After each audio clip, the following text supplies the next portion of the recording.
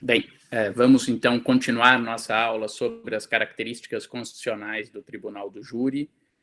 Hoje vamos falar da última das 4 características constitucionais do júri, que é a competência para o julgamento dos crimes dolosos contra a vida. Não vimos essa característica na aula passada.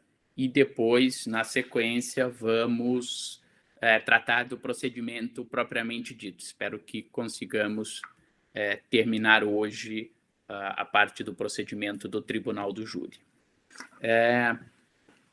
Essa característica da competência para julgar os crimes dolosos contra a vida está prevista constitucionalmente. É uma previsão, a Constituição não prevê nem que compete apenas ou exclusivamente julgar os crimes dolosos contra a vida, nem prevê que pode julgar os crimes contra a vida entre outros delitos. Diante disso, uma das primeiras questões que nós poderíamos cogitar seria a seguinte: esta é uma competência mínima, obviamente, nenhuma lei infraconstitucional poderia subtrair os crimes dolosos contra a vida do Tribunal do Júri, né? Esta é uma competência mínima, mas poderia uma lei infraconstitucional ampliar a competência do Tribunal do Júri? Por exemplo, já houve um período entre nós que nós julgamos por meio do Tribunal do Júri crimes de imprensa. Nós vimos isso na aula passada. Houve época também que julgamos mediante júri, embora fosse um júri com características peculiares, os crimes contra a economia popular. Em princípio, e num primeiro momento, eu pessoalmente até cheguei a defender que essa era uma característica de competência mínima do Tribunal do Júri. Ou seja, a Constituição mantém a instituição do Tribunal do Júri, que será regulada por lei, desde que observada essas características. Todavia, posteriormente, pessoalmente alterei meu ponto de vista pelo seguinte: no Tribunal do Júri, da forma como ele é estruturado entre nós, há um grande déficit do ponto de vista de devido processo legal que diz respeito à ausência de motivação das decisões judiciais. Vocês sabem que a nossa Constituição assegura a todos, no artigo 93, inciso 9º, a competência, ou melhor dizendo, que todas as decisões do Poder Judiciário serão motivadas. No Tribunal do Júri, as decisões não são motivadas, né? Como eu já disse, nós vamos ver, são feitas perguntas, os chamados quesitos, e os jurados simplesmente respondem a essas perguntas com uma cédula escrita sim ou com uma cédula escrita não. Os jurados não são obrigados a dizer por que sim ou por que não. Então, no julgamento pelo Tribunal do Júri, inegavelmente, nós temos uma ausência de fundamentação. Mas isso sempre foi entendido como compatível com a Constituição por ser das características do Tribunal do Júri. Mas essas características têm que ser observadas em relação aos crimes dolosos contra a vida, porque eu não posso suprimir do Tribunal do Júri os crimes dolosos contra a vida. Mas no momento em que eu, por lei infraconstitucional, ampliasse a competência do Tribunal do Júri para outros delitos, neste caso eu estaria, por lei infraconstitucional, suprimindo o direito à motivação das decisões judiciais para algo que a Constituição não prevê. Então, não veria nenhuma inconstitucionalidade numa ampliação da competência nesses termos, em razão da regra constitucional da linha D do inciso 38, que trata das características do Tribunal do Júri, mas veria uma violação do artigo 93, inciso 9º. Não sei se ficou claro, deu para entender o problema? Tudo bem até aqui? Por outro lado, de qualquer forma, nós acabamos tendo algo semelhante no sistema e que vem sendo aplicado tradicionalmente, que é o seguinte: a nossa Constituição diz: ao júri compete julgar os crimes dolosos contra a vida. Só que, em alguns casos, o crime doloso contra a vida, o homicídio, ele pode ter sido praticado em conexão com um outro crime não doloso contra a vida. Lembre-se que nós estudamos no semestre passado. Então, imaginem vocês, por exemplo, que alguém esteja sendo vítima de um crime de ameaça, uma chantagem. Alguém está sendo chantageado por alguém, ameaçado de que, se não, por exemplo, der uma determinada quantia em dinheiro para aquela pessoa, essa pessoa vai revelar um segredo desabonador daquela pessoa. E essa pessoa acaba atentando contra a vida do seu chantagista. Nós temos aqui um crime de ameaça conexo com um crime de chantagem. Ou alguém que pratica um homicídio para matar uma testemunha presencial de um outro crime que aquela pessoa cometeu. Então, o que diz a lei? Já respondo, Rafaela, só para terminar o raciocínio aqui e respondo as duas coisas porque elas estão ligadas. Então, o que diz a lei? O crime doloso contra a vida é julgado pelo júri. Mais do que a lei. A Constituição diz isso. Portanto, uma regra de competência infraconstitucional, como a regra de conexão, não poderia suprimir do júri o crime doloso contra a vida. Porque se o fizesse, estaria tirando uma competência que uma norma constitucional diz que é do júri por meio de uma norma infraconstitucional. Então, qual foi a solução que o Código estabeleceu? Toda vez que um crime doloso contra a vida for praticado de forma conexa ou com relação de continência com relação a um crime não doloso contra a vida, o Código diz: o crime doloso contra a vida atrai a competência. Então, nós podemos ter hoje crimes dolosos contra a vida, praticados em conexão com outro crime. Pela regra atual, o júri irá julgar os dois delitos. Me recordo uma vez, há muito tempo atrás, advoguei num caso de um júri em que havia um tráfico de drogas conexo ao júri. Na verdade, o caso era uma pessoa que praticava agiotagem e tinha alguém que estava ali devendo dinheiro e que essa pessoa devedora do dinheiro, sem ter condições mais de pagar aquela dívida por agiotagem, resolveu pôr fim à vida do agiota. E, nesse caso, para atraí-lo a uma localidade deserta, essa pessoa disse para o agiota que ela tinha uma determinada quantidade de droga e que essa quantidade de droga ela levaria para o agiota para dar em pagamento da dívida. E ela realmente levou uma quantidade de droga e acabou atentando contra a vida do agiota, E, nesse caso, houve tráfico de drogas, porque ela transportava consigo a droga, conexa ao homicídio. Então, esta é uma regra hoje aplicada e muito clara no nosso sistema. Antes de responder a pergunta da Rafaela, só para deixar isto claro para vocês. O que eu falei, se uma lei vier a dar ao tribunal do júri uma competência que ele não tem. Isso é uma especulação. Eu disse que, ao meu ver, seria inconstitucional. E já retomo para explicar por quê, pelo que eu entendi que a Rafaela me perguntou. Outra coisa é algo que não é de lege ferenda, é de lege lata, o direito posto que nós temos hoje. Hoje, o júri julga os crimes dolosos contra a vida, mas também julga crimes que não sejam dolosos contra a vida, desde que esses crimes não dolosos contra a vida sejam conexos com o crime doloso contra a vida. Eu tenho que ter um único processo, devo reunir as duas infrações num único feito, e por haver, ou melhor dizendo, e por haver uma norma constitucional que atribui isto ao júri, por regra de conexão, é o tribunal do júri que julga os dois crimes. A Rafaela me pergunta se uma lei infraconstitucional poderia ampliar a competência do júri, mas não estaria violando o princípio da fundamentação das decisões? É exatamente isso que eu disse, Rafaela. Quer dizer, uma lei infraconstitucional, se dissesse o júri julga, vamos imaginar, crimes de imprensa, como nós já tivemos, ela não estaria violando a linha D do inciso 38 da Constituição, porque a Constituição diz que julga os crimes dolosos contra a vida, mas não diz só os crimes dolosos contra a vida. A lei não estaria violando a Constituição, porque não está tirando os crimes dolosos contra a vida do júri, mas também está atribuindo ao júri um outro crime que a Constituição não previu, mas também não veda.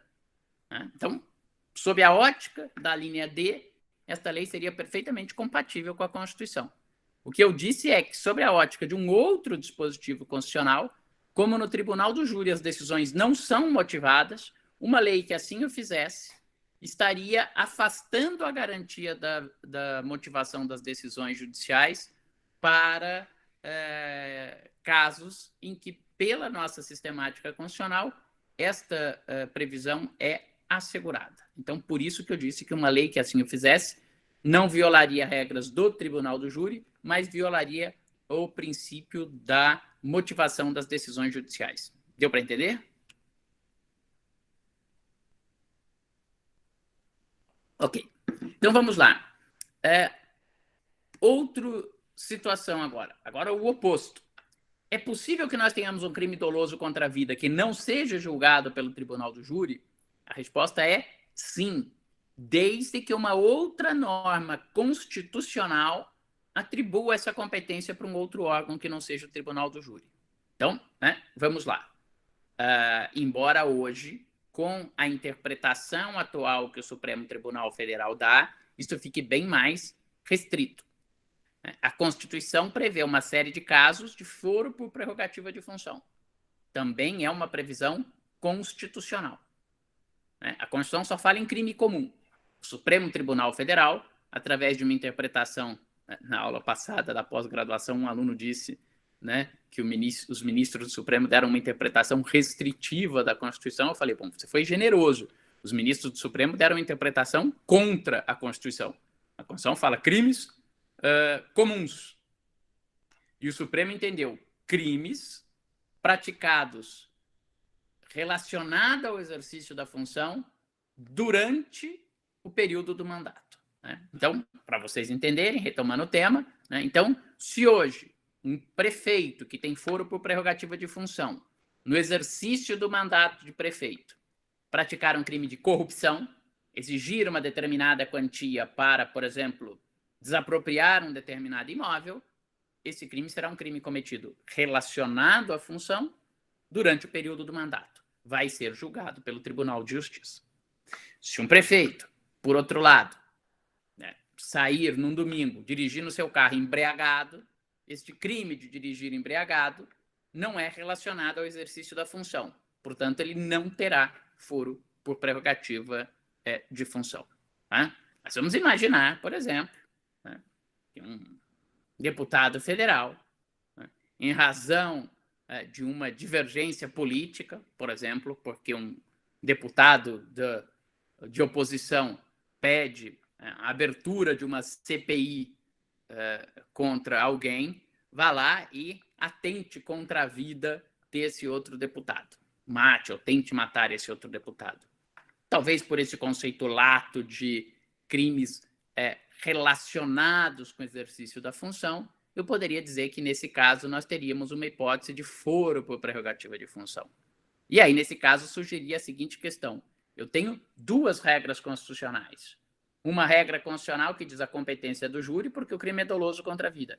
E uma outra regra constitucional que diz o crime é de competência do Supremo Tribunal Federal, porque é crime praticado por pessoa que tem foro por prerrogativa de função durante o período do mandato, relacionado com o exercício do mandato.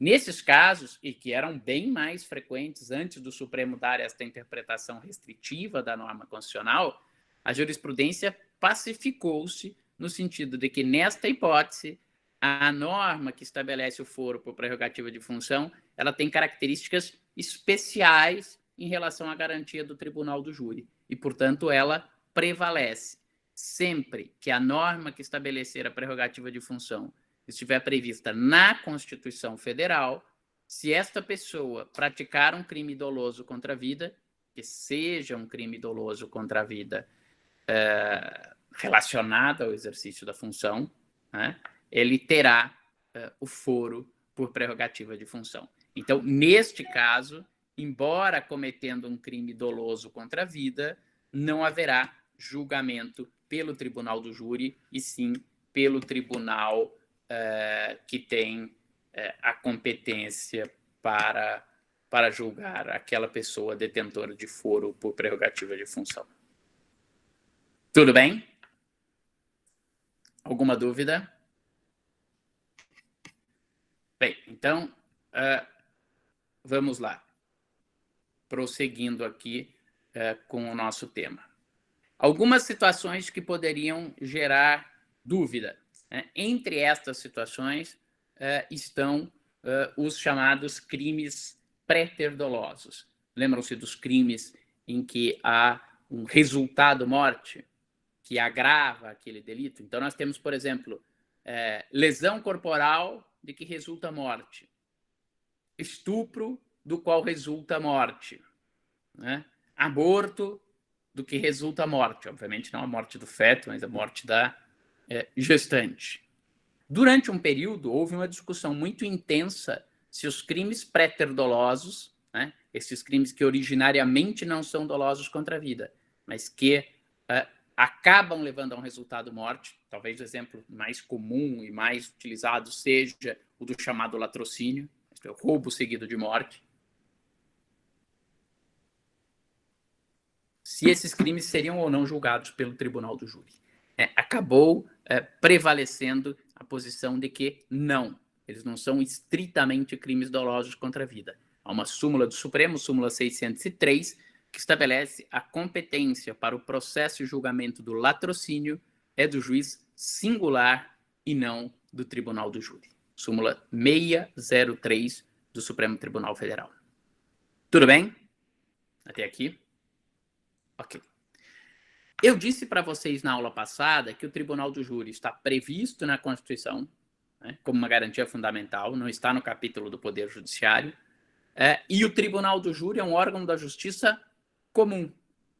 Embora em 99% dos casos, quando nós falamos de júri, nós falamos de crime de competência da justiça estadual, é possível também que nós tenhamos júri no âmbito da justiça federal. Né? Nós temos 5 grandes justiças. Justiça do trabalho é uma justiça especializada, mas não tem competência penal.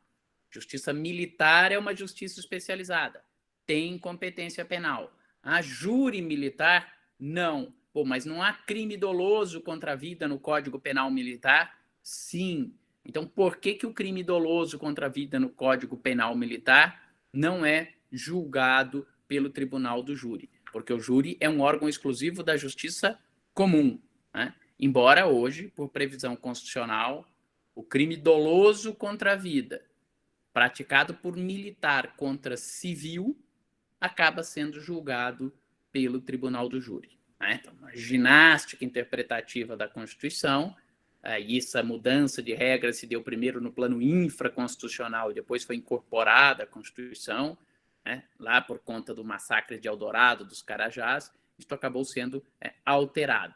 Mas, substancialmente, o que esta emenda fez foi, né, tirar destes crimes a natureza de crimes militares. De qualquer forma, é seguro que não existe tribunal do júri na justiça militar, como também não existe tribunal do júri na justiça eleitoral.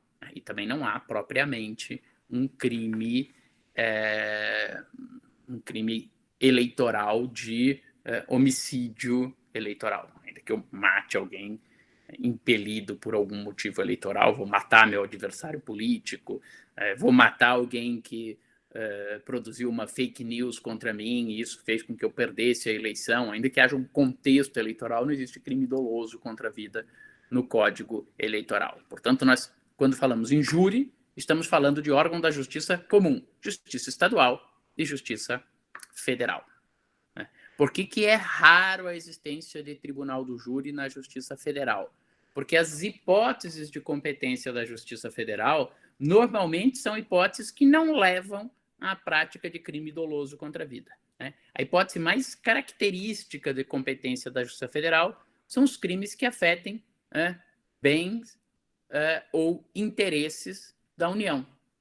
Então, toda vez que um crime afetar um bem ou um interesse da União, esse crime é de competência da Justiça Federal.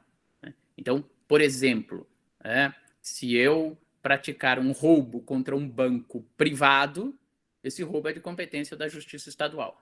Se eu praticar um roubo contra a Caixa Econômica Federal, este roubo será de competência da Justiça Federal. Mas, em relação aos crimes dolosos contra a vida, isto não é tão comum, embora possa acontecer. Duas hipóteses são sempre lembradas.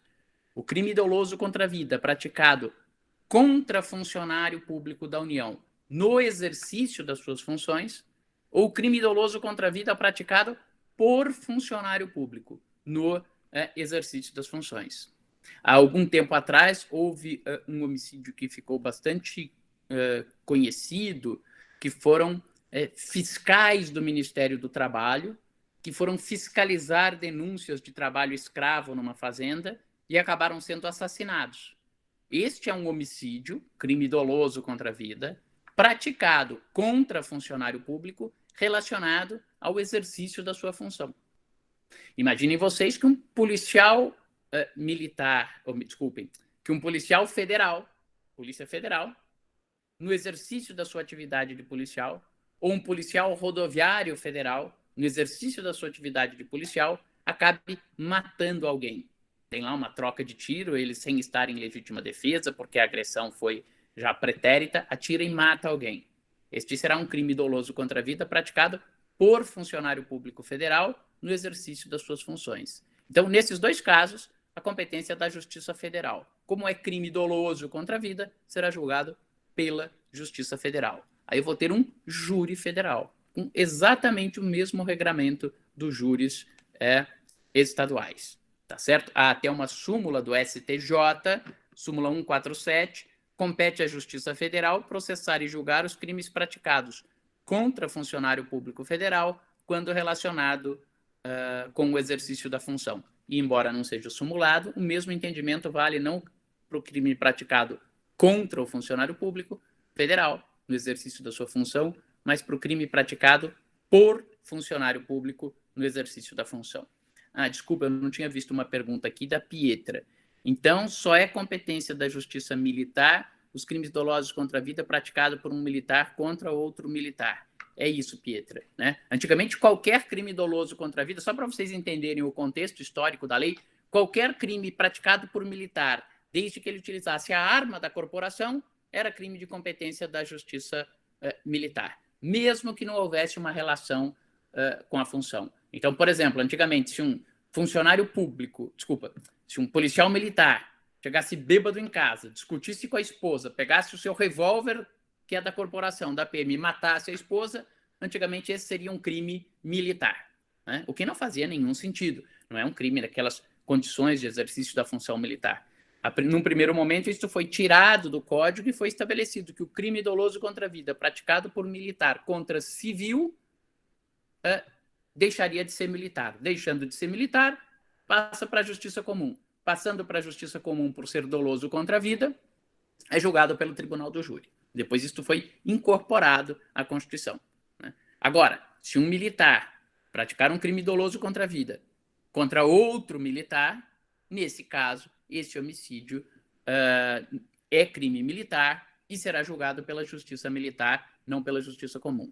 Imagina, 2 militares das Forças Armadas, em tempo de paz, estão lá realizando uma manobra, um exercício qualquer. Surge uma discussão entre eles e um militar mata o outro militar por conta dessa discussão. Este vai ser um crime doloso contra a vida, previsto no Código Penal Militar, crime doloso contra a vida em tempo de paz, mas como é de militar, praticado por um militar, será julgado pela Justiça Militar, de acordo com as regras do Código de Processo Penal Militar, e não por um tribunal do júri na Justiça Estadual ou na Justiça Federal. Deu para entender? A súmula, Beatriz me pergunta, a súmula 147, 147 do STJ. Tá bom? Ok?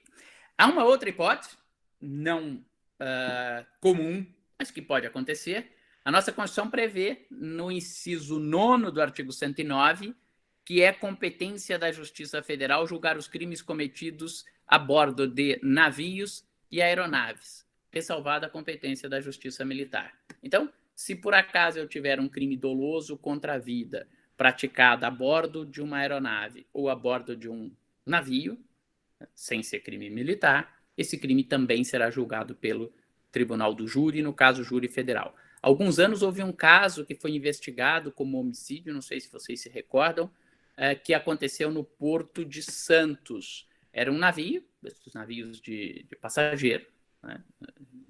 E no período em que o navio estava no porto, alguém caiu do navio e acabou falecendo.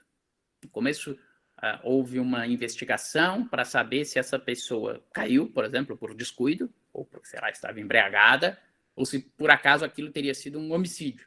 Se constatasse que aquilo foi um homicídio, esse seria um júri federal, porque teria sido um crime cometido a bordo de um navio. A mesma coisa vale em relação a um crime cometido a bordo de uma aeronave. Tá bom? A última hipótese que nós podemos ter crimes dolosos contra a vida julgados pelo júri federal, e já ocorreu um caso recentemente, mas aqui eu chamo a atenção de vocês para uma questão terminológica, mas que muda todo o sentido, é o inciso 11 do artigo 109 da Constituição. Né? Porque esse artigo 11 diz que são de competência da Justiça Federal os crimes praticados relacionados, aliás, não diz nem crimes, diz os fatos relacionados à disputa por direitos indígenas. Deixa eu até pegar o texto constitucional aqui, para a memória não me trair.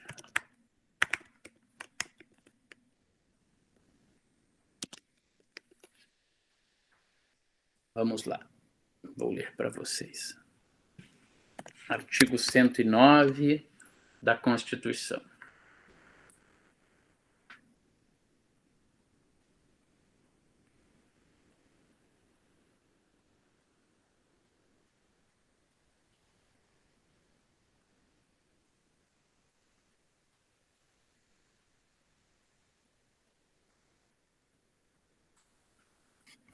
Aqui para as disposições transitórias.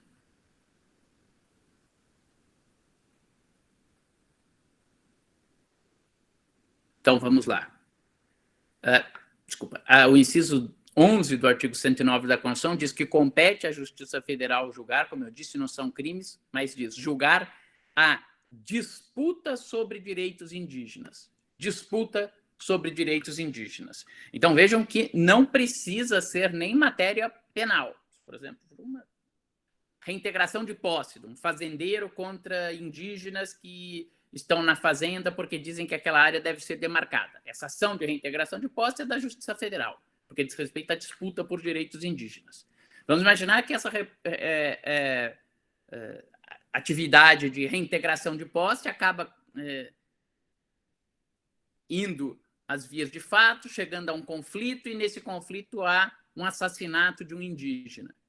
Este homicídio se enquadra neste contexto de matéria que diga respeito à disputa por direitos indígenas. Então, será um homicídio, crime doloso contra a vida, praticado num contexto de disputa por direitos indígenas, e, por conta disso, a competência será da Justiça Federal.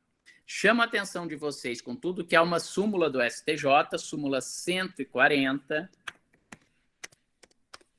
súmula 140 do STJ, que estabelece: compete à Justiça Comum Estadual processar e julgar crime em que indígena figure como autor ou como vítima. Então, como compatibilizar as duas coisas? Se o indígena é autor ou vítima de um crime, a competência é da Justiça Comum, desde que esse crime não seja um crime relacionado à disputa por direitos indígenas.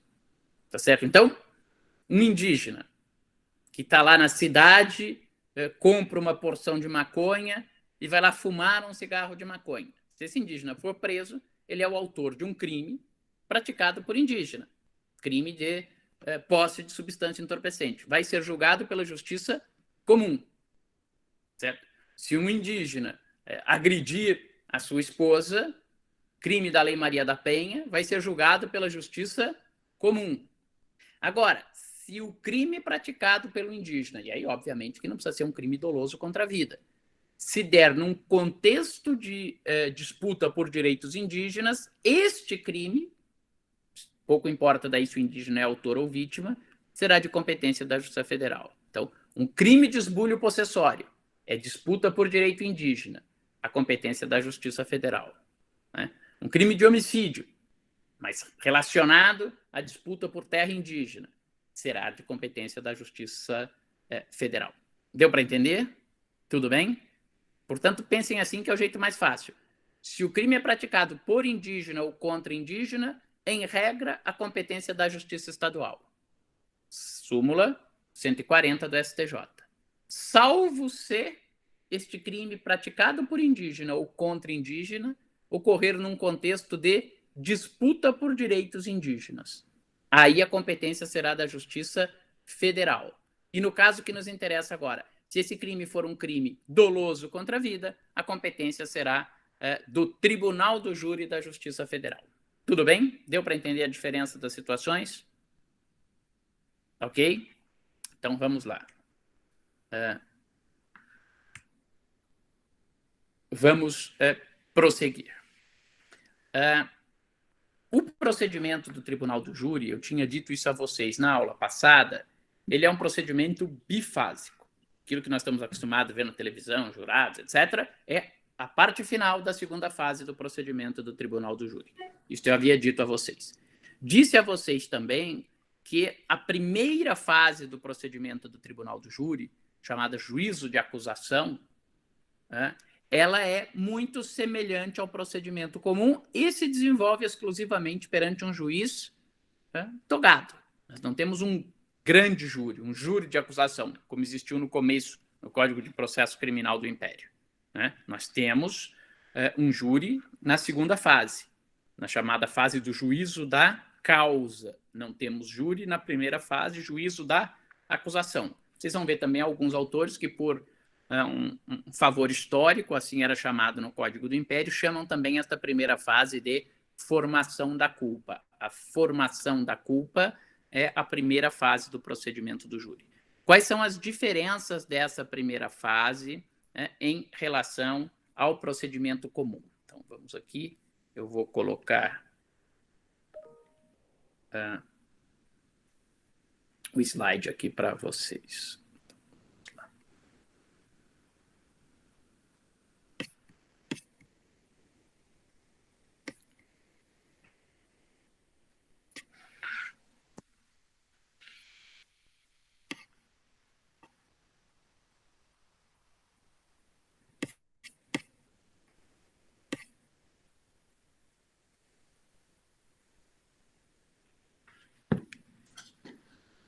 Então, vamos lá. Esta primeira fase, como eu disse a vocês na aula passada, ela é muito semelhante ao procedimento comum sumário. Por que o sumário e não o procedimento comum ordinário? As 5 diferenças básicas são: a primeira, que é diferente, tanto do procedimento comum ordinário quanto do procedimento comum sumário, que é a previsão de uma réplica. A denúncia é oferecida, a denúncia é recebida, o réu é citado e apresenta a resposta. Até aqui, este procedimento é igual tanto no procedimento comum sumário quanto no procedimento comum ordinário. Primeira diferença, a lei expressamente prevê uma réplica. Toda vez que for alegada uma questão preliminar, uma defesa processual, por exemplo, que a denúncia é inepta, por exemplo, que o pedido é juridicamente impossível porque já ocorreu a prescrição, nessas matérias, alegada a preliminar, na primeira fase do júri, há a previsão de réplica, para que o Ministério Público se manifeste sobre a alegação feita pela parte. Esta previsão não existe no procedimento comum, seja ele ordinário, seja ele sumário. A segunda diferença é um maior encurtamento ainda, isso que na prática nunca observado. Nós vimos quando estudamos procedimento comum que o juiz tinha um prazo de 60 dias para realizar a audiência. Foi até uma das perguntas da prova, que era para verificar se ele marcou a audiência dentro do prazo ou não. 60 dias quando o procedimento é comum ordinário. Se o procedimento for comum sumário, a audiência tem que ser marcada em até 30 dias, contado de quando o juiz aprecia a resposta. No Tribunal do Júri, há uma previsão de que este prazo é de apenas 10 dias, o que é absolutamente irrealizável. Não ocorre. Como prazo sem sanção praticamente não é prazo, o juiz nunca consegue realizar essa audiência no prazo de 10 dias, as pautas estão cheias.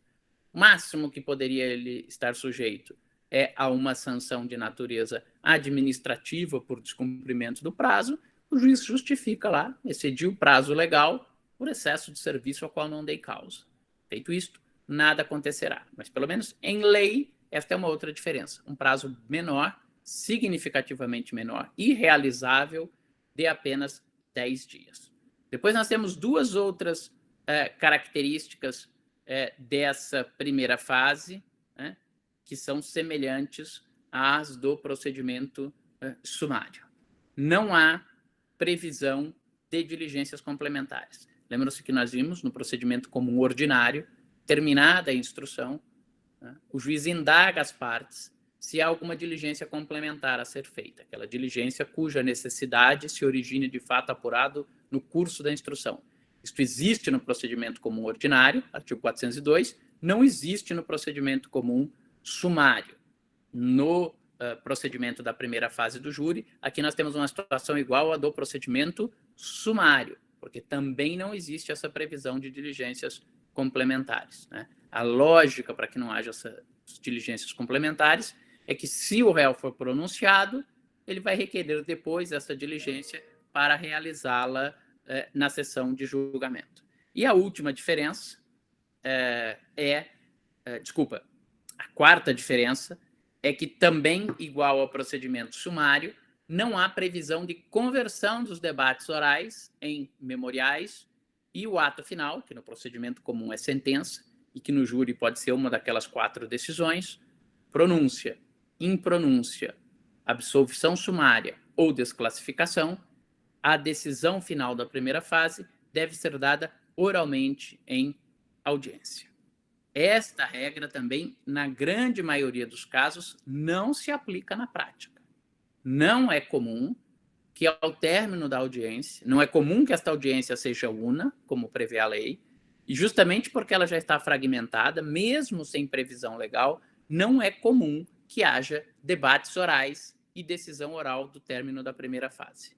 Mas assim o prevê a lei, semelhantemente ao que ocorre no procedimento comum sumário. Mas é mais fácil que isso ocorra no procedimento comum sumário, porque no sumário são crimes de menor complexidade, mas no tribunal do júri nós temos situações, às vezes, de grande complexidade, um grande número de réus envolvidos, que era exatamente uma situação que, no procedimento comum ordinário, permite que os debates orais sejam substituídos por memoriais escritos. Isso não existe no procedimento do tribunal do júri, embora muitas vezes os juízes assim o apliquem. E a última diferença é que a lei prevê, para o término da primeira fase do tribunal do júri, um prazo máximo, que é um prazo de 90 dias. A lei diz que este procedimento todo, do oferecimento da denúncia até a decisão final, pronúncia, impronúncia, absolvição sumária ou desclassificação, que tudo isso tem que ocorrer em 90 dias. Tá certo?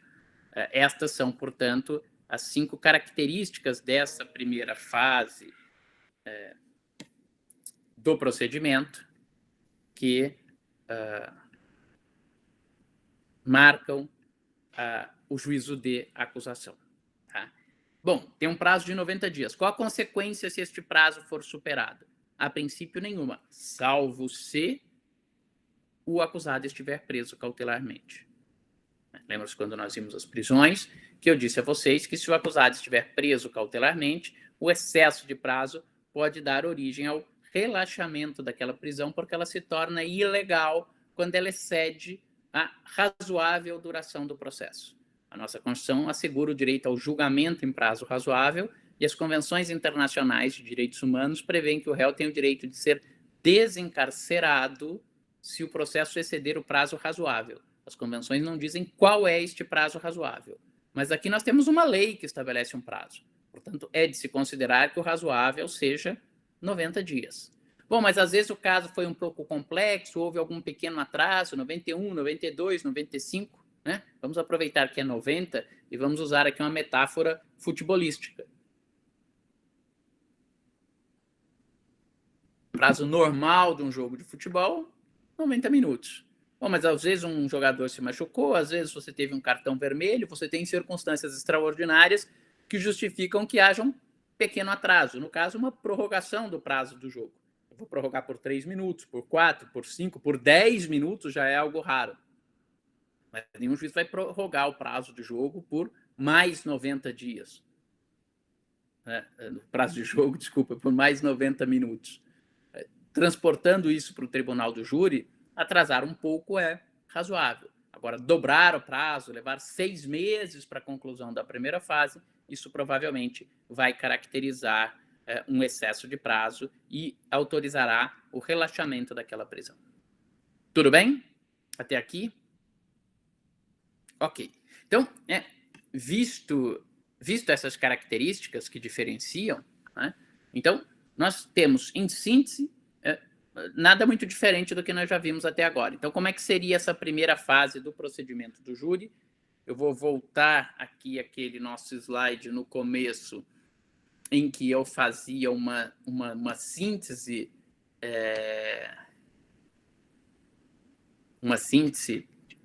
do procedimento do júri, só para facilitar a nossa visualização.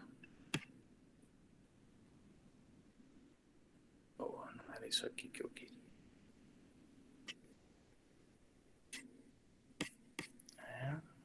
Vamos aqui. Agora sim. Então, este procedimento, nós temos oferecimento da denúncia ou queixa. Desculpem, eu acho que eu esqueci de falar isso na aula passada. Pode parecer estranho ter queixa, né? Ninguém me perguntou. Bom, os crimes dolosos contra a vida não são todos eles crimes perseguidos mediante ação penal pública? São, mas nós podemos ter algum caso de ação penal privada subsidiária. Imagine vocês que o Ministério Público não ofereça denúncia por um homicídio doloso ou por uma tentativa de homicídio doloso no prazo legal. Isto abre oportunidade, no primeiro caso, para os sucessores da vítima, no segundo caso, para a própria vítima da tentativa de homicídio oferecer a queixa subsidiária. É raríssimo, mas em tese não pode ser excluído. Então, o que está em preto aí na tela é absolutamente igual ao procedimento comum que nós já vimos, né? Oferecimento da denúncia, recebimento da denúncia, citação e resposta do réu. Depois, nós temos uma possibilidade de tréplica, que não existe no procedimento comum. Nós temos uma possibilidade de absolvição sumária. Isso não está previsto na lei, mas é possível aplicar estas regras por analogia. E por que isto? Porque, ao final, nós podemos ter como um ato, está aqui na parte final, um daqueles 4 atos, né, é exatamente a absolvição sumária. Mas esta absolvição sumária, chamada absolvição sumária, ao final do processo, ela pressupõe o quê? Pressupõe provas que demonstrem a inocência do acusado que foram produzidas em audiência. Mas, às vezes, pode ser que já com a minha resposta eu consiga apresentar um conjunto probatório de provas escritas que já mostrem cabalmente que eu sou inocente. Por que não aplicar a absolvição sumária neste caso? Me parece perfeitamente possível a sua aplicação. Imaginem vocês, por exemplo, que há uma situação de legítima defesa, uma briga que ocorreu dentro de uma boate e alguém foi assassinado em razão desta briga. É possível que eu consiga provar a minha legítima defesa cabalmente ouvindo testemunhas. Está aqui, oitiva de testemunhas. Faço a instrução, ouvem-se as testemunhas, demonstro a minha legítima defesa, eu não vou ser pronunciado, nem impronunciado, eu vou ser absolvido sumariamente, ao final da primeira fase. Mas é possível que eu tenha provas já documentais desta minha legítima defesa. Imaginem vocês, por exemplo, que durante essa briga eu tinha câmeras internas de circuito fechado de televisão dentro daquela boate, num local que isso estava iluminado, que foi perfeitamente possível ver a dinâmica dos fatos. Alguns frequentadores daquela boate viram que a discussão começou antes do próprio homicídio e ligaram as câmeras dos seus celulares, gravaram todo o ocorrido com o som da discussão, com tudo o que aconteceu, e eu consigo reunir esse conjunto de elementos através de provas documentais, obviamente aqui é um documento eletrônico, a gravação dessas imagens, mas que qualquer juiz, pela simples observação daquelas imagens, percebe claramente que aquele acusado agiu em legítima defesa. Não há nenhum sentido, a meu ver, nesse caso, submeter esse acusado a uma audiência, né, quando já está provado plenamente a sua inocência através de provas documentais. Tá certo? Não sendo o caso de absolvição sumária, nós vamos para a audiência de instrução, debates e julgamento. Mesma regra, possibilidade de oitiva da vítima, oitiva de testemunhas de acusação e de defesa nesta ordem, ressalvados casos de testemunhas a serem ouvidas por carta precatória, aquelas diligências eventuais, possibilidade de oitiva do perito em audiência, acariação e reconhecimento pessoal, interrogatório, debates orais, né? E aí o término da primeira fase com uma dessas 4 decisões: pronúncia, impronúncia, absolvição sumária ou desclassificação. Em linhas gerais, esse é o procedimento da primeira fase do chamado juízo de acusação. E como eu disse a vocês na aula passada, somente se essa fase terminar em pronúncia, que é o julgamento positivo da viabilidade da acusação, é que se passa para a segunda fase. Tá ok?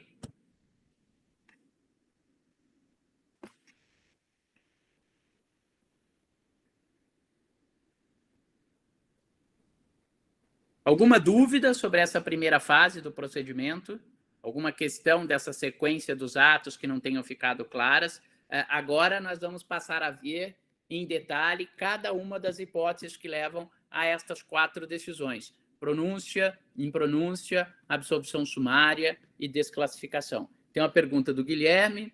Esses prazos para designação da audiência poderiam ser prorrogados ou não observados de forma estrita num contexto de pandemia?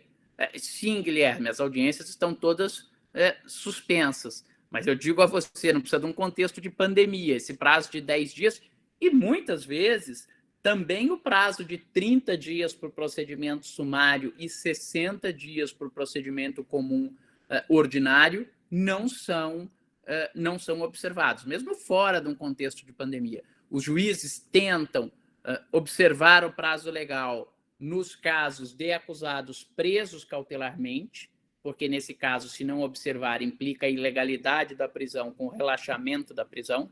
No procedimento comum ordinário e sumário, não há uma regra que prevê um prazo global, como no caso da primeira etapa do júri, que tem que estar terminada em 90 dias. Mas por uma soma dos prazos para cada um dos atos, se chega a um prazo médio previsto em lei, embora não haja um prazo global, mas a soma dos atos setorizados para término desse procedimento em primeiro grau, no procedimento comum ordinário e sumário. Nesse caso, para a audiência, seria 60 dias no ordinário e 30 dias no sumário. Mas esses prazos, muitas vezes, não são respeitados, mesmo no caso de réus presos. E aí se impetram habeas corpus alegando o excesso de prazo da prisão. De qualquer forma, mesmo desrespeitado o prazo, isso não vai implicar paralisação do processo, extinção do processo. O processo irá prosseguir. Se o investigado estava, ou melhor, se o acusado estava preso cautelarmente, ele vai ser colocado em liberdade e o processo prossegue. Se ele estava solto, continuará solto e o processo vai prosseguir com excesso de prazo. Não é comum a observância desses prazos, ainda mais agora num contexto de pandemia, com os prazos suspensos, certamente esses prazos vão ser extrapolados. Talvez o que a gente pudesse acrescentar na sua pergunta era, se antigamente, fora de um contexto de pandemia, o processo demorasse 95, 100 dias, 120 dias a primeira fase do júri, eu diria, este excesso de 30 dias a mais do que o prazo legal é injustificável. Agora, num contexto de pandemia, certamente nós temos uma situação excepcional em que justificaria uma dilatação desses prazos sem que se considerasse essa prisão uma prisão ilegal, tá certo? Embora nesse tema, né, aproveito para fazer um brevíssimo intervalo, um parênteses, para dizer o seguinte: há uma recomendação do CNJ, como a recomendação 62 do CNJ, e esta recomendação insta os tribunais a que os juízes todos realizem uma revisão das necessidades das prisões preventivas, e fortemente sugere que, nos casos daqueles presos cautelares que estejam em situações em que há aquelas outras doenças que agravam o risco da Covid resultar em morte, que essas prisões sejam substituídas por outras formas de medidas cautelares. O mesmo valendo, inclusive, em relação aos réus que estão presos cumprindo pena. Isto não vem sendo observado, tem sido interpostos alguns habeas corpus coletivos, ao meu ver, até mal utilizados como instrumento, embora a intenção seja boa, mas os tribunais têm se mostrado bastante refratários a essa posição louvável do CNJ. As condições dentro das cadeias são péssimas, dados do Infopen e de alguns outros dados confiáveis de agência pública, por exemplo, indicam o risco de uma pessoa contrair AIDS dentro do presídio é 138 vezes maior do que o risco de uma pessoa contrair AIDS fora dos presídios. O risco de uma pessoa contrair tuberculose num presídio é 30 vezes maior do que o risco de uma pessoa contrair tuberculose fora dos presídios. 10% dos casos de tuberculose no Brasil são casos de pessoas em estabelecimentos prisionais. Normalmente, mesmo quando se diz que um estabelecimento prisional tem condições de saúde, ou tem, por exemplo, uma enfermagem, um posto de atendimento, há falta de profissionais de saúde para trabalhar nesses locais, há falta de medicamento e as condições absolutamente insalubres desses estabelecimentos penitenciários, né? Recentemente voltamos a ter casos de presos que permanecem presos em containers. Tudo isso leva a uma situação em que, se o vírus chegar, e já chegou, né, dentro dos estabelecimentos penitenciários, o risco de um volume imenso de contaminados e com má assistência médica de mortes é um risco muito grande. O ex-ministro da Justiça chegou a dizer que fique em casa para os presos significa fiquem presos, porque a casa deles é a prisão, o que me pareceu algo extremamente infeliz, mas mesmo para aqueles que entendem que proibir as visitas seria uma solução, esta é uma falsa solução. Existem hoje mais de 100 mil agentes penitenciários, e esses agentes penitenciários, ainda que eu proíba a visita de familiares, eles terão que diariamente ir e voltar aos presídios. Portanto, se dentro dos presídios, mesmo aqueles que não ligam para a vida dos presos, acham que ela é uma vida de segunda classe, que o preso deixa de ter direitos humanos, mesmo essas pessoas se acham que deixem-os amontoados nos presídios para morrer, que com isso não afeta a vida deles, pelo menos por egoísmo essas pessoas deveriam pensar melhor, porque terei lá uma bolsa viral que todo dia entrará alguém de fora da sociedade lá e trará esse vírus para fora. Então, se não por humanidade, que seja por egoísmo. Basta não ser burro para perceber que essa situação não é uma situação de direito dos presos. Essa não é uma situação de privilégio para o preso. No mínimo, essa é uma situação de saúde pública para toda a sociedade, para quem está preso e para quem não está preso. Esse é um problema seríssimo e que o Brasil terá que enfrentar. Vamos lá. Professor Prazo, mais algumas perguntas. Então, vamos lá. Lara pergunta, mais uma absolvição sumária nessa primeira fase do juízo de acusação não fere a necessidade constitucional de julgamento pelo júri, ainda que óbvio? A sua pergunta é muito bom, Lara. Essa é uma discussão, né? A regra é que o juiz natural para julgar os crimes dolosos contra a vida é o tribunal do júri, no caso, o conselho de sentença. Então, como há uma decisão de mérito, nós falamos na aula passada, a absolvição sumária é uma decisão de mérito, como que eu posso ser absolvido sem ser pelo juiz natural da causa? Aqui, isso explica, inclusive, aquilo que nós falamos no começo da natureza do tribunal do júri entre os direitos e garantias fundamentais. É garantia do acusado, né, de quem é acusado por um crime doloso contra a vida, ser julgado pelo tribunal do júri. Ele não pode ser condenado por um outro órgão que não o tribunal do júri, mas ele pode ser absolvido.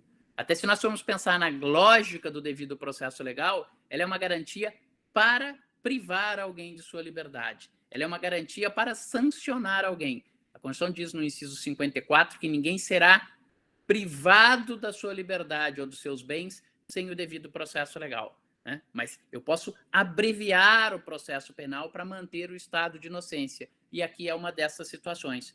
O tribunal do júri é o juiz natural para julgar os crimes dolosos contra a vida. Ninguém pode ser condenado sem ser por um tribunal do júri, mas pode ser absolvido, portanto, reafirmar mais rapidamente o estado de inocência de alguém. É por isso que a absolvição sumária, que sim, a sua pergunta é muito boa, aparentemente colide com a regra do tribunal do júri como juiz natural para essas causas, é aceitável. O tribunal do júri é uma garantia individual, garantia, portanto, do indivíduo acusado por crimes dolosos contra a vida, mas que ela pode ser afastada por uma outra regra que também garanta a liberdade, no caso, através da absolvição sumária. Não sei se respondi a sua pergunta, Lara. Se ficou alguma dúvida, por favor, pergunte, seja abrindo o microfone, seja por escrito. Ok. Letícia pergunta, professor, os membros do júri estão presentes nessa primeira fase? Não. Ela se desenvolve perante o juiz togado e só perante o juiz togado. Depois que o réu é pronunciado, depois que o júri é preparado na segunda fase, aí vai ser designada a sessão de julgamento. Aí o juiz vai ter que ver a pauta das próximas sessões de julgamento, feita a designação. No dia da sessão de julgamento, tem que estar presentes. São 25 jurados que compõem o tribunal do júri. Para a sessão ser instalada, eu tenho que ter pelo menos 15. E aí, desses 15, serão sorteados já na própria sessão do júri os 7 que vão compor o conselho de sentença. Portanto, o jurado leigo só vai estar presente ao final, na segunda fase, em caso de pronúncia. Tá bom, Letícia? Se tiver qualquer dúvida, pergunte. Mônica, em caso de impronúncia por falta de algum elemento que comprove cabalmente a autoria delitiva, o que acontece se depois houver a descoberta de prova? Nós vamos tratar disso, Mônica, mas já respondendo, a impronúncia é uma sentença terminativa. Extingue-se aquele processo sem julgamento do mérito. Surgiu uma prova nova, vamos imaginar que haja uma dúvida sobre a autoria delitiva. O réu é impronunciado, não há indício suficiente de autoria. Ele é impronunciado. Aquele processo, aquela primeira fase, se encerrou. Amanhã depois eu descubro uma filmagem, eu descubro uma carta em que essa pessoa confessa esse crime para alguém, aquela prova que eu não tinha antes, passo a ter. Como aquela sentença foi terminativa, ela extinguiu só aquele processo, mas não com julgamento do mérito, isso não impede a repropositura de um novo processo. Mas o que é importante, eu tenho que começar tudo de novo. Eu não vou pegar aquela prova nova e transformar aquela pronúncia em impronúncia. Não. Eu uso a prova nova para quê? Para oferecer uma nova denúncia, nova citação, nova resposta, todo o procedimento de novo, e aí provavelmente esse procedimento terminará com uma pronúncia e não com uma impronúncia. Tá bom? Qualquer dúvida, por favor, pergunte. A Laís pergunta, o termo inicial do prazo para designar a audiência é o prazo da resposta? Eu diria para você, Laís, é quase o prazo da resposta, né? Porque o réu tem 10 dias para apresentar a resposta. Ele apresenta a resposta escrita. Os autos vão conclusos para o juiz. E aí o juiz profere uma decisão.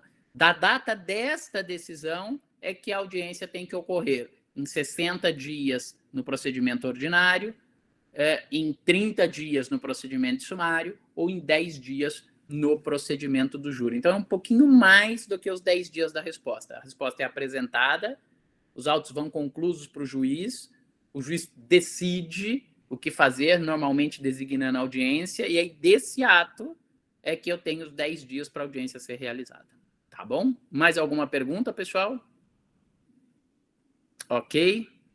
Então, vamos prosseguir vendo agora a primeira dessas decisões, né, que é a decisão mais frequente, que nós podemos chamar de um julgamento positivo dessa primeira fase do juízo de acusação, portanto, um julgamento positivo da acusação, né, e não da causa, que é a decisão de pronúncia. Vou colocar aqui, vou compartilhar novamente com vocês o slide na tela, para que nós entendamos os requisitos da pronúncia.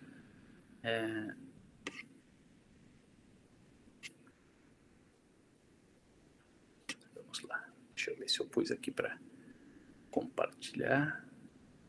Agora sim. Permitir. Então vamos lá. Pronúncia. Eu disse a vocês, respondendo até uma das perguntas, a impronúncia é uma sentença terminativa. A pronúncia é uma decisão interlocutória. Ela não põe fim ao processo. Ao contrário, um dos efeitos da pronúncia é permitir que o processo prossiga, que ele passe para a segunda fase. Aliás, das 4 decisões, a única que faz com que o processo avance para a segunda fase, para o chamado juízo da causa, é a pronúncia. Então, ela é uma decisão interlocutória. O objeto dela é um objeto processual, isto é, a viabilidade da acusação e, portanto, uma decisão interlocutória que permite que o processo passe à segunda fase. A pronúncia tem um sentido profundamente garantista no sistema. Por quê? Porque o tribunal do júri é um tribunal formado por leigos. É um tribunal formado por leigos que decidem de forma não motivada. Então, portanto, é um tribunal que está muito mais sujeito a elementos retórico-persuasivos do que a elementos racionais e mais. Pode utilizar esses elementos retórico-persuasivos sem possibilidade de controle, porque não há necessidade de fundamentação. Então, vou dar um exemplo simples para vocês. Imaginem uma situação em que o réu, hoje é vedado a referência ao uso de algemas, né? Mas aqui não acontece como num júri norte-americano. A nossa justiça quer tanto imitar a justiça norte-americana. No júri americano, o réu vai, se senta ao lado do defensor, até o ponto de vista cênico do júri, estão equidistantes, acusação e defesa, o réu está lá, arrumado, de paletó, gravata, por mais perigoso que seja. Aqui entre nós, não. O réu entra para o julgamento, às vezes, um macacão amarelo do estabelecimento penitenciário, com algemas na mão, com correntes nos pés. O código diz, olha, não é possível fazer referência a esses fatos como presunção de culpa. Bom, mas nem precisa, né? O jurado é leigo, mas não é burro. Ele vê lá alguém entrando, escoltado por 2, 3 PMs, com algema, cabeça raspada, roupa do presídio. Ele vai achar que aquela pessoa é quem? Um coroinha que acabou de sair da missa? Né? Então, a pronúncia tem um aspecto substancial. Por quê? Porque em outras situações, às vezes, porque a pessoa acha que o réu é mal encarado, né? Porque a pessoa vê que o réu tem uma série de antecedentes criminais, ou, por exemplo, já respondeu por uma série de outros homicídios, às vezes isso basta para que o jurado fale, bom, quem já matou 3 ou 4, mata 5. Então, para mim, esse réu é culpado. E vai lá e vota sim e condena aquela pessoa. Então, a decisão de pronúncia representa um filtro para isso. Primeiro, porque a decisão de pronúncia deve ser motivada. O juiz tem que motivar a decisão de pronúncia. Antes, só voltar aqui nos requisitos da pronúncia. Então, vamos lá. O que o 413 estabelece? O juiz fundamentadamente pronunciará o acusado, se convencido da materialidade do fato e da existência de indícios suficientes de autoria. Eu procurei até aqui destacar em cores diferentes materialidade e autoria. Estes são os 2 temas que o juiz tem que decidir para julgar se a acusação é viável, né? Aliás, claro que eu tenho que ter justa causa antes, mas lembra-se que quando nós falamos em justa causa para ação penal, no chamado fumus comissi delicti, nós já falamos nesses mesmos elementos, né? E aqui o artigo 413 diz que eu tenho que ter prova da materialidade, na verdade a lei usa essa expressão, convencido, no sentido de que a materialidade esteja provada e existência de indícios suficientes de autoria. Esse é um ponto muito relevante, por quê?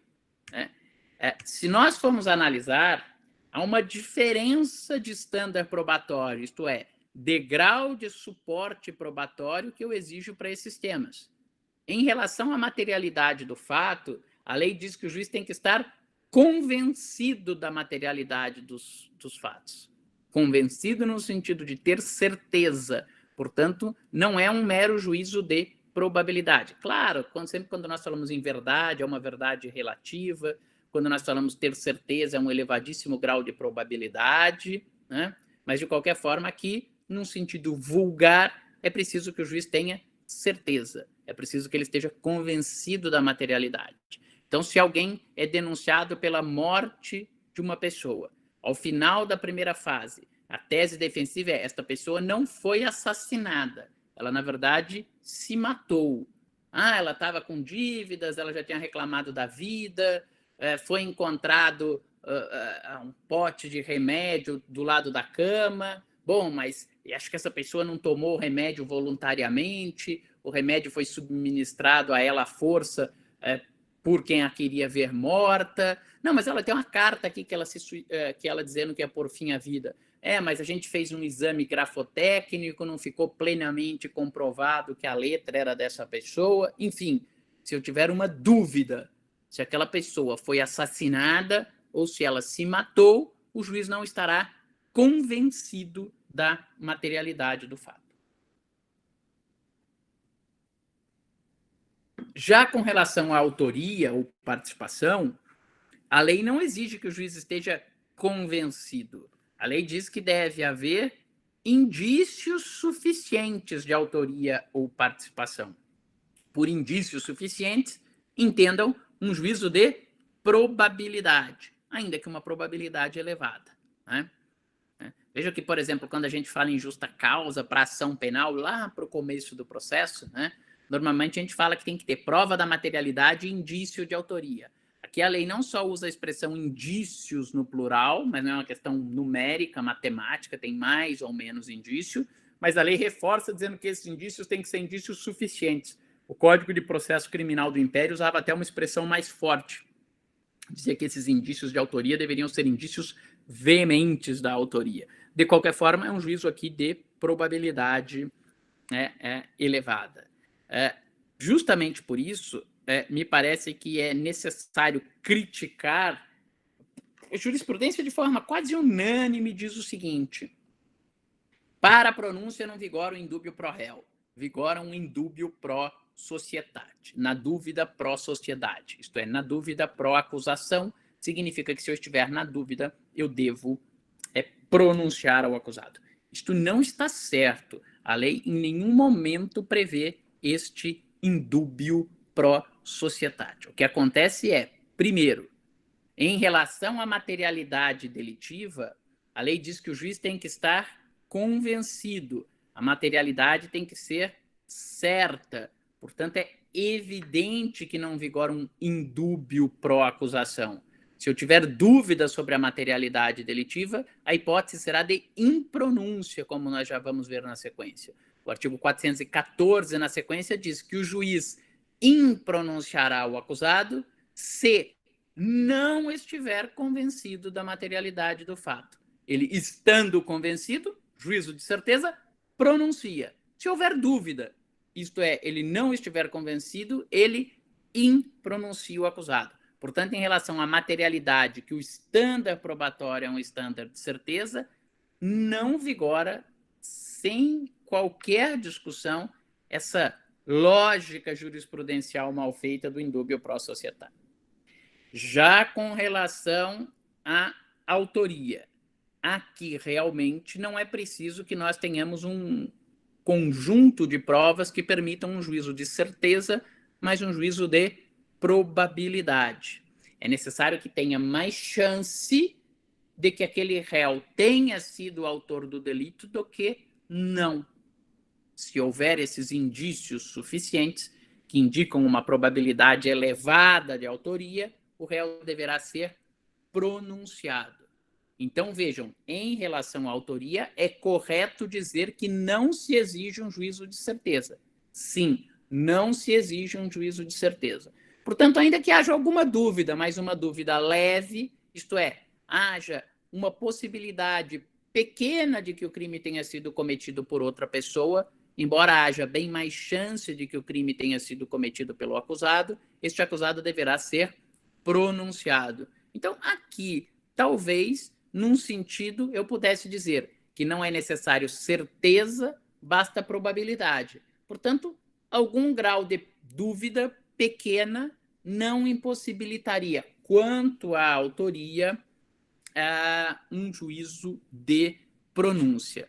Mas se eu não tiver sequer elementos que me permitam esse juízo de probabilidade, o resultado deve ser a impronúncia. Assim como o 414 diz que o juiz impronunciará o acusado se não estiver convencido da materialidade do fato ou se não existir indícios suficientes de autoria. A impronúncia é o reverso da pronúncia.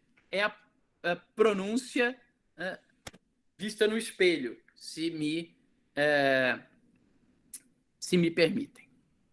Ok? Depois nós vamos tratar disso quando virmos a absolvição sumária, só antecipando, as 3 decisões trabalham com os mesmos elementos: materialidade e autoria. Aí isso fica mais claro, nós não vamos conseguir ver isto nesta aula, vamos ver na próxima aula, vamos só tentar terminar a pronúncia. Estou vendo que tem algumas perguntas aqui. Professor, cabe agravo de instrumento contra a decisão de pronúncia? Tem algum recurso cabível? Boa pergunta, Otávio. Tem. No Código de Processo Penal, nós não temos exatamente um agravo de instrumento. O recurso que faz as vezes do agravo é o recurso em sentido estrito, e cabe, sim, recurso em sentido estrito contra a decisão de pronúncia. Embora, Otávio, esse é um recurso bastante perigoso. Já respondo, João Carlos, sobre as aulas gravadas. Esse é um recurso perigoso por quê? Porque o réu é pronunciado. Aí eu viro e recorro. E digo, não, o juiz de primeiro grau errou. Esse réu deveria ser impronunciado, porque não tem prova da materialidade ou não tem indícios suficientes de autoria. Vai para o tribunal e o tribunal aplica esse malfadado indúbio pro societate e diz, não, há dúvida, o réu deve ser processado porque o réu deve ser pronunciado para ir à segunda fase do júri. Se ele falar isso, está bom. Mas muitas vezes o que acontece é que nessa decisão de pronúncia, o tribunal extrapola na fundamentação e usa frases mais categóricas. E aí vejo o perigo. Você chega depois para uma sessão de julgamento do júri com jurados leigos que vão decidir de forma não motivadas, e o promotor vai falar, senhores jurados, o advogado está aqui dizendo para os senhores que são leigos, que o cliente dele é inocente, ou que há uma dúvida razoável, que os senhores devem absolver o cliente deles. Tudo bem, eu entendo, é papel do advogado. O advogado está ganhando para isso, ainda dá uma depreciada assim, tipo, vai falar qualquer coisa porque está ganhando dinheiro para isso. Mas eu não, senhores jurados, eu estou aqui para defender a justiça. Veja, até meu nome, eu sou o promotor de justiça, eles adoram falar isso, sempre usam isso.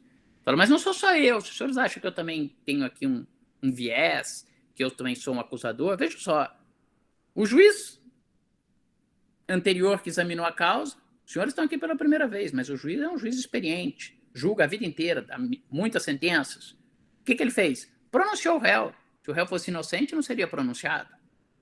Falou, tribunal, foi para o tribunal, tá vendo aqui, doutor fulano de tal, desembargador, olha aqui, voto 10.789, só no tribunal ele já deu mais de 10 mil votos. O que ele fez?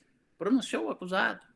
Então os senhores acham que se essa pessoa fosse inocente, o juiz ia ter pronunciado, o Tribunal de Justiça, 3 desembargadores experientes iam ter pronunciado? Não, fizeram isso porque esse réu é culpado. Isso que pode parecer bobo para a gente, para quem é leigo, nunca fez aquilo, tem um peso brutal. Então, na prática profissional, eu diria para vocês, tem que pensar muito bem se você vai recorrer de uma decisão de pronúncia.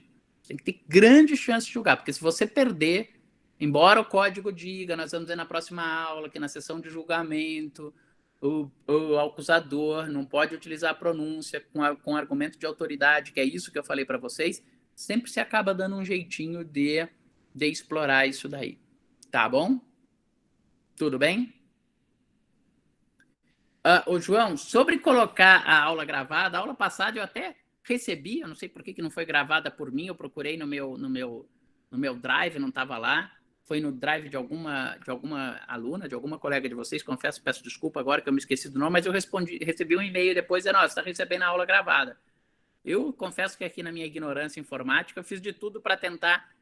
Tenho o arquivo, está aqui comigo, mas quando eu tento baixá-lo e até o Moodle sugere que seja colocado em alguma outra plataforma, como YouTube, alguma coisa, para não ficar pesado o arquivo no Moodle, para daí a gente compartilhar o link. Nesse arquivo, não sei porquê, talvez porque a gravação não foi minha, eu não consegui. Eu estou vendo como que isso pode ser feito para colocar. E aí hoje eu também liguei aqui o gravador, espero que dê tudo certo, e que eu consiga colocar tanto a aula passada quanto essa aula. Mas eu estou vendo como fazer isso. Não tenho conseguido. Eu não consigo baixar esse arquivo, mesmo ele estando gravado, ele abre, mas eu não consigo baixar esse arquivo para uma plataforma para daí ter o link dela e daí colocar o link no Moodle. Vou tentar ver como fazer isso, tá bom?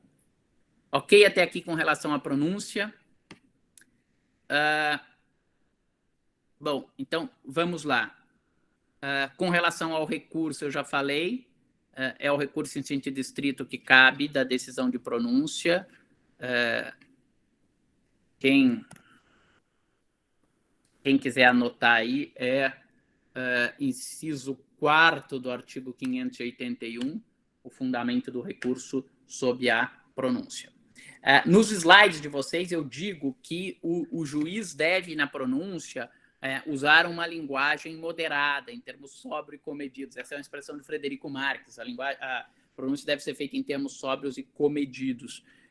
Por que isso? Exatamente para evitar essa influência nos jurados, né?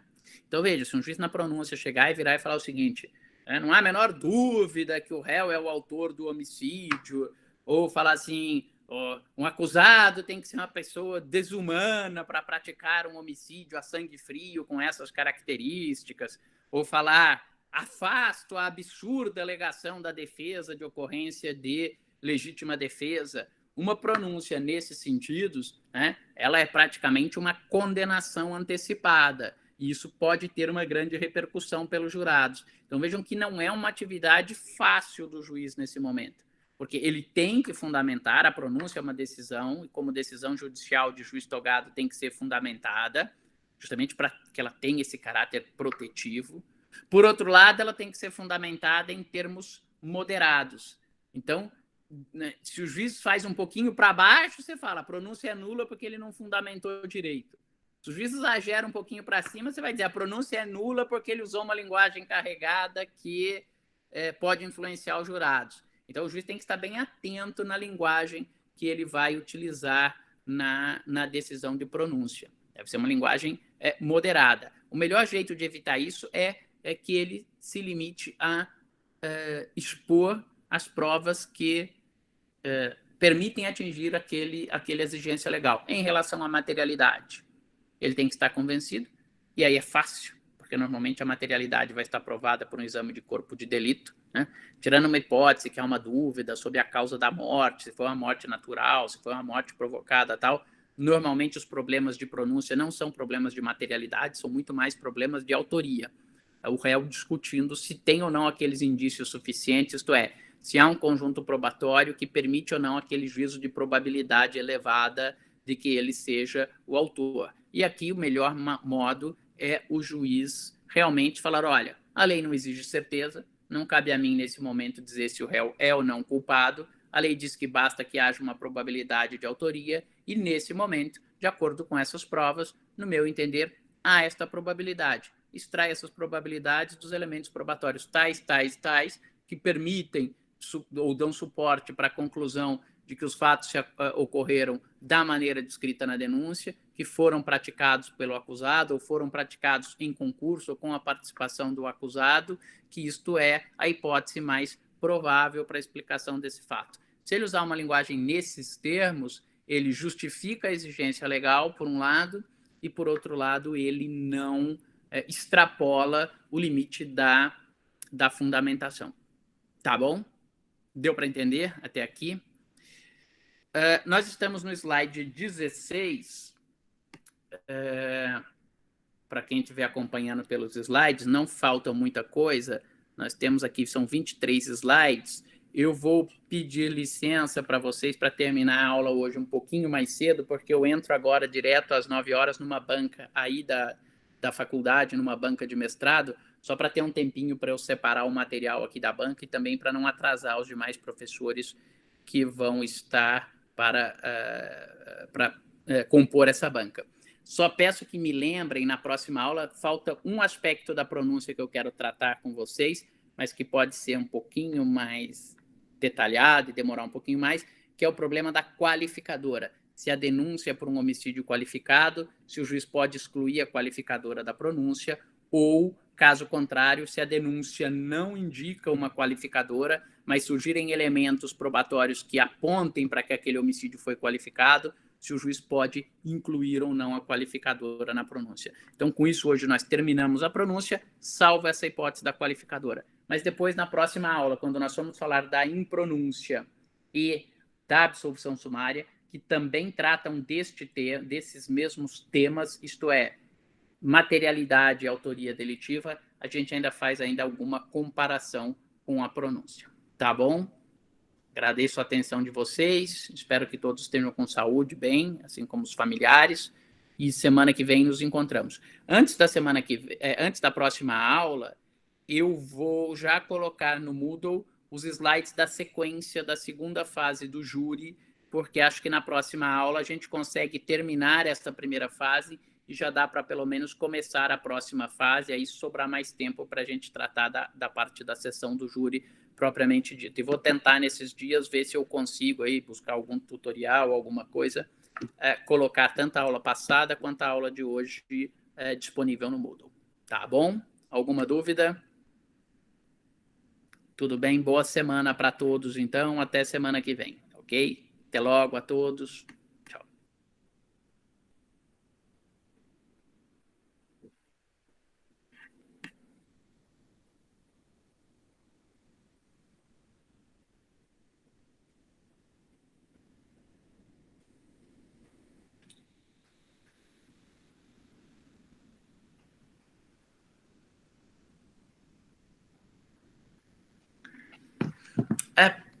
Por favor, vocês me ouvem ainda, quem está na sala? Olha, eu não sei por que aparece aqui para mim, quando eu fui sair, e parece que a gravação será salva no Google Drive da Pietra. Não sei por que aparece isso, são aqueles mistérios insondáveis do computador. Aparece aqui que será salvo no Google Drive da Pietra Bressani Fontana. Então, eu peço que avisem a Pietra se estiver salvo, não sei porquê, no Google Drive dela, para que ela me mande o link, tá bom? Obrigado. Obrigado, Carolina. Até logo.